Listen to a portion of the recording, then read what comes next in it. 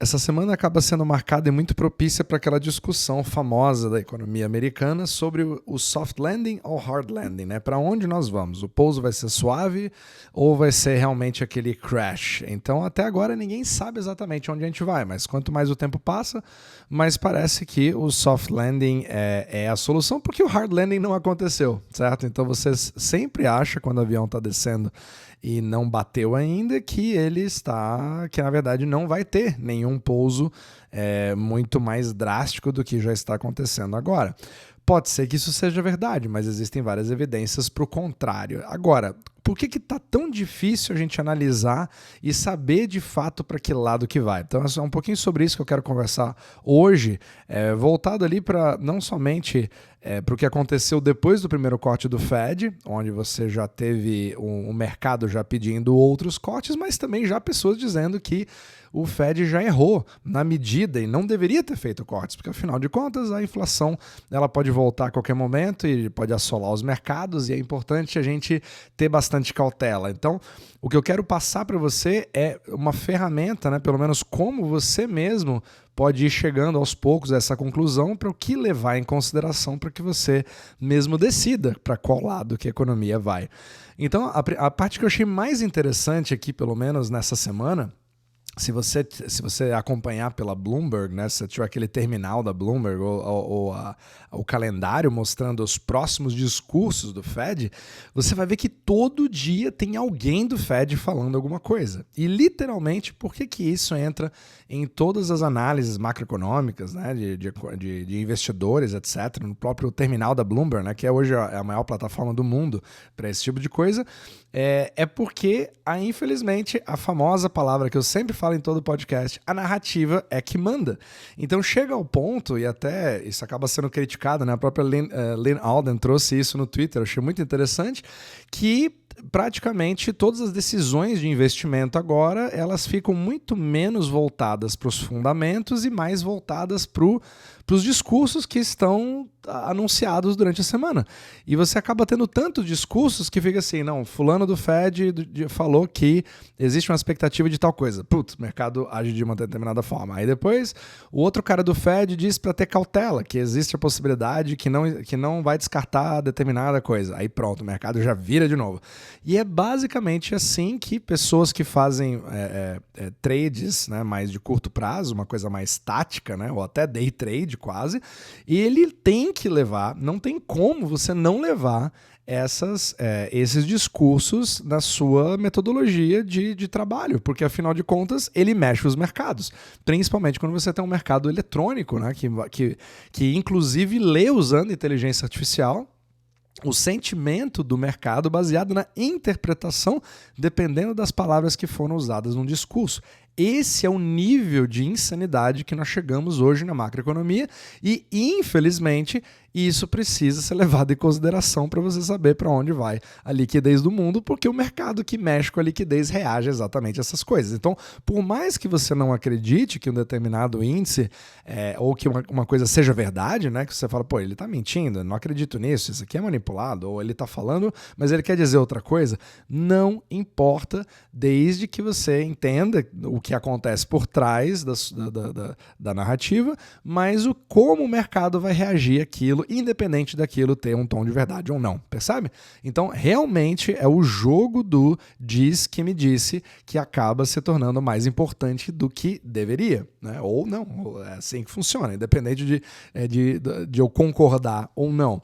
Então, a narrativa em relação ao Fed, ao primeiro corte do Fed, já mostrou que nós estamos agindo, ok? Nós estamos vendo uma preocupação maior na parte do desemprego americano e nós já estamos agindo para poder dar o suporte a isso, afinal de contas a inflação já não é mais o problema.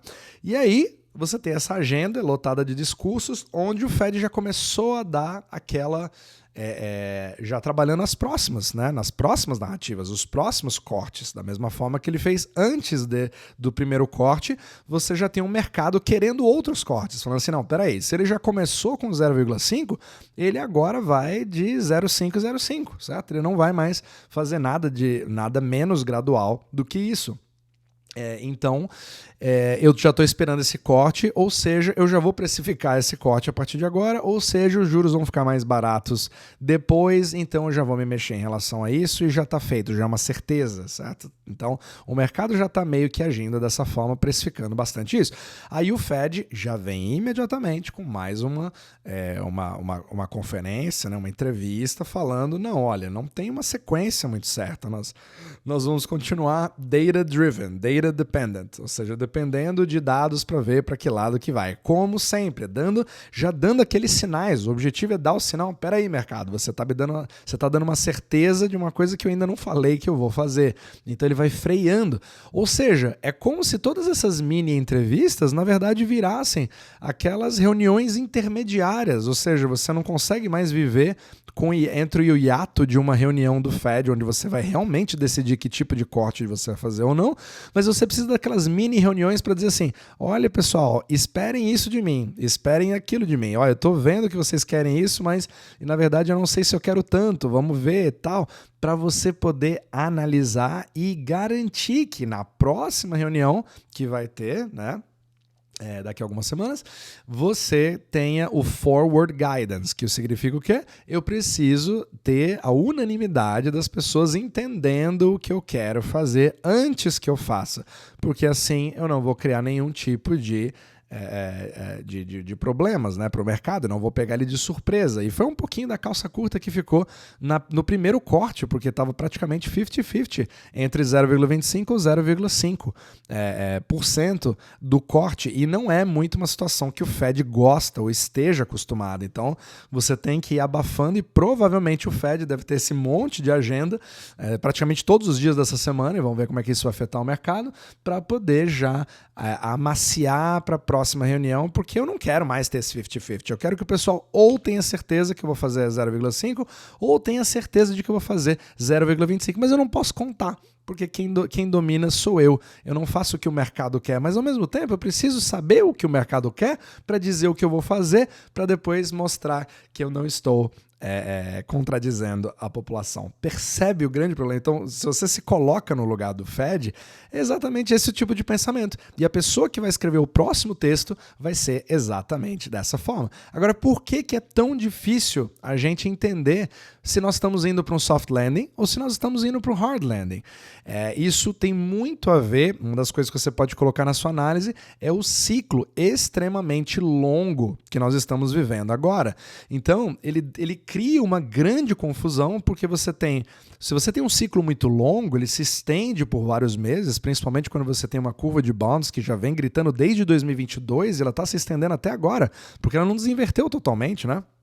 E ela continua indo ali na baixa, você fica com a impressão de que, peraí, acabou, aqui já é o fundo, daqui só vai para cima, então nós devemos estar num novo ciclo.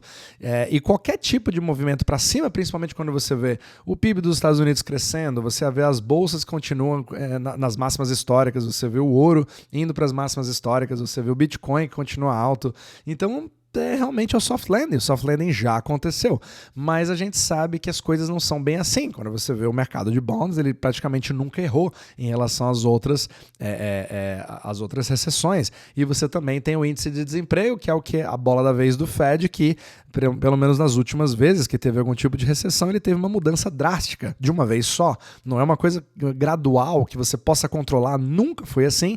E é claro que o Fed sempre demonstrou que ele acompanha a curva de juros. Então, por mais que você tenha uma narrativa de que agora nós estamos fazendo um relaxamento, porque agora as coisas estão indo muito bem, e ainda tem que ficar atento para que a inflação não volte, o Fed está seguindo a curva de juros. Então, qualquer pessoa que achava que o Fed, na verdade, deveria subir juros, que é o próprio caso da BlackRock, né? Ele acabou de dar uma entrevista na Bloomberg, vou colocar aqui, inclusive, para vocês, ele achou que o Fed errou e que na verdade não deveria aliviar nada, talvez ele precise subir, porque a inflação deve voltar e que nós já temos um soft landing, para que você vai ficar cortando isso agora, entende?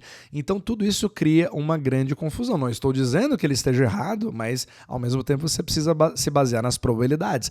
Então, muitas vezes, o ciclo longo da economia, ele pode mascarar, apesar de você ter uma tendência de queda, e ela e ela acaba sendo muito devagar, você acaba não percebendo. E muitas vezes qualquer movimento para cima já dá uma demonstração de que é um movimento de mais longo prazo, quando ele de fato não é.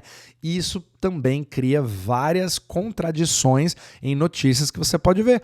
Um tipo de indicador está indicando que está indo para baixo. Outro tipo de indicador está dizendo que a economia americana nunca esteve tão boa quanto antes. E sem levar em consideração o jogo relativo. Os Estados Unidos, por mais que estejam indo mal, eles estão indo melhor do que fora dos Estados Unidos, percebe?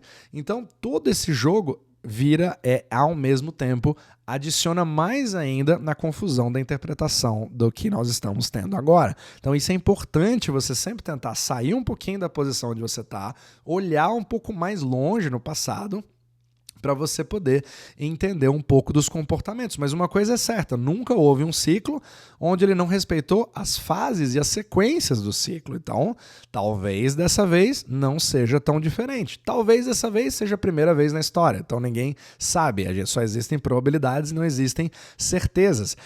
Ao mesmo tempo, você tem gastos governamentais nos Estados Unidos que não param de aumentar. E é claro que isso acaba contribuindo para o PIB, dependendo de onde vai o gasto, né? Se for dentro dos Estados Unidos. Então, isso sugere uma facilitação na narrativa de que os juros baixos podem fazer a inflação voltar, mesmo que você tenha um problema cada vez maior na parte dos empregos, né? Se não forem principalmente empregos criados pelo governo, né? Funcionários públicos americanos. Então, tudo isso gera uma super confusão. E, além disso, você ainda tem a questão da desglobalização, onde você tem uma menor cooperação entre os países e mais fricção para o trânsito de produtos e serviços ao redor do mundo. E isso tem uma tendência de encarecer os produtos por um supply shock, um problema de oferta, que pode fazer os preços subirem. Mas para isso acabar sendo interpretado como uma inflação monetária, onde você tem, entre aspas, impressão de dinheiro injetado na economia, deixando tudo mais caro, né, correndo atrás dos mesmos produtos e serviços, e isso acaba sendo confundido, como já foi confundido durante a pandemia, com simplesmente um efeito monetário, e aí tem que entrar o Fed para subir os juros novamente, percebe? As ondas que criam confusão são tão grandes que fica difícil você separar o ruído da informação. E é isso que eu quero passar para você hoje. Levar em consideração que todos esses aspectos jogam ao mesmo tempo. Cabe a cada um de nós avaliar a probabilidade de cada um deles e qual que é a força de atuação deles num determinado momento que vai gerar um tipo de notícia, um tipo de comentário, um tipo de narrativa, certo? Um tipo de número que você está vendo ali. Será que ele é temporário ou será que ele é mais de longo prazo? Essas talvez sejam perguntas que vão ajudar a entender cada vez melhor se nós estamos diante de um soft landing ou se nós estamos diante de um hard landing.